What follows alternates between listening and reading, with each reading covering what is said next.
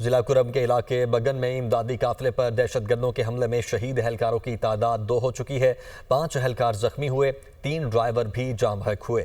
Security forces की जवाबी कार्रवाई में 6 हमलावर हलाक, 10 जख्मी हुए। लॉयर कुरम के इलाके उड़वाली से 4 अफराद की लाशें बरामद हुई हैं। मकतूलीन को तशद्दुद के बाद कत्ल किया गया और पुलिस के मुताबिक लाशें ड्राइवरों की हैं। गुज़श्ता रोज इमदादी काफिले पर हमले में 5 ड्राइवर लापता हुए थे। ताजिर रहनुमा का कहना है कि 10 से ज़ायद ट्रकों को लूटने के बाद जला दिया गया। गुज़श्ता रोज टल से 35 ट्रकों का काफिला अपर कुरम के लिए रवाना हुआ था। कुरम में फायरिंग के वाक़े के बाद सूरत हाल संगीन, बंकर्स मिसमार करने का ऑपरेशन मुअत्तल, सिक्योरिटी क्लियरेंस न मिलने पर इमदादी सामान की तरसील आर्जी तौर पर रोक दी गई। जिला कुरम के इलाके बगन में इमदादी काफिले पर दहशतगर्दों के हमले में शहीद एहलकारों की तादाद 2 हो चुकी है। 5 एहलकार जख्मी हुए, 3 ड्राइवर भी जाम बहक हुए। सिक्योरिटी फोर्सेज की जवाबी कार्रवाई में 6 हमलावर हलाक, 10 जख्मी हुए।